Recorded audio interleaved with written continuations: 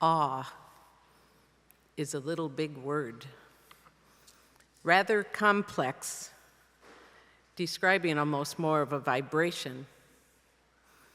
When I lived in Nicaragua, there was an icebreaker we would use with groups. It had little to do with what one said, but more with how we'd say it. So we'd be in a circle and we'd turn to a person and we'd say, 2, 3, 4. And they'd look back, 8, 9, 6. Or, 1958. Oh no, 2016. And then was the sound I would say when my mother had me open wide my mouth and stick out my tongue to look at my tonsils when I came to her complaining of a sore throat. Ah. And then I got a little more serious on topic. The feeling of awe. Though it's not a word I commonly use, I did begin to remember.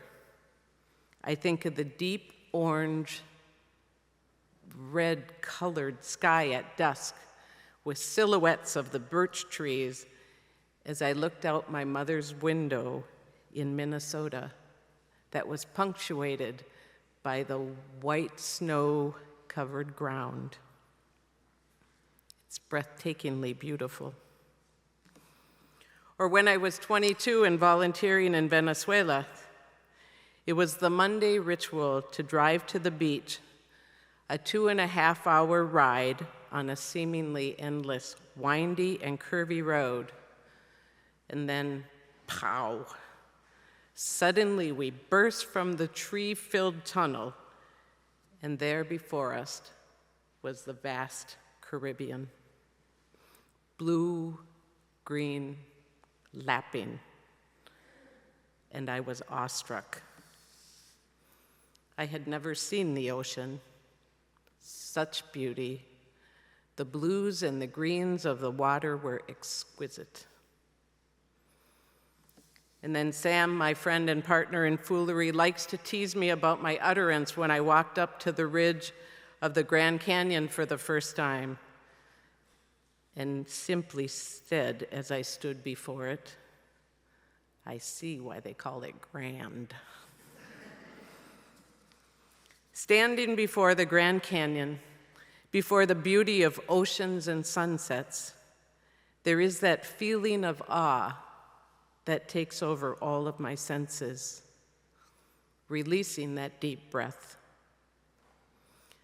And there is a kind of joy, a kind of all-body smile, may I even say, a feeling of love, sometimes at first sight, and sometimes slowly rising up from the tips of the toes to the crown of my head. And when I got to that place, that visceral feeling inside of me, the sometimes overwhelming and emotional place, I suddenly imagined standing on the sidewalk outside of our Faithful Fool's home in the Tenderloin, that place just a 10-minute walk down the hill from here, that people are cautioned to stay away from, that place where we often dehumanize the people and the headlines make it sound like a dangerous place. I got the image of me, our Fools team, all of us standing at the corner of Turk and Hyde and looking around, not in fear or doom, but in awe. As we stand at the corner, we look up towards the sky and we see this large, beautifully painted mural, 6-story high, with hummingbirds and flowers overlooking the children's park, where kids are running around on safe, brightly colored structures and laughing. I turn around and I see the beautiful Rivers to Sky mural, with Billie Holiday and Miles Davis on the wall of the building adjacent to the Fools building. A beautiful picture of history commemorating the Black Hawk Jazz Club, and a welcoming space for people to sit. It's called the Oasis.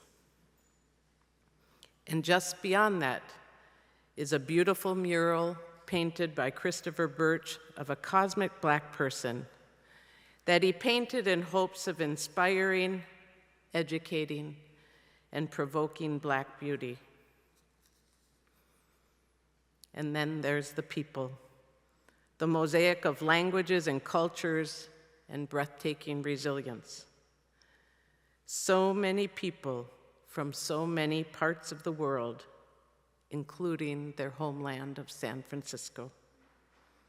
I wondered, how would I and you and the neighbors and the neighborhood be changed if we all gathered at the corner of Turk and Hyde and looked up and down and all around, enveloped in a feeling of awe,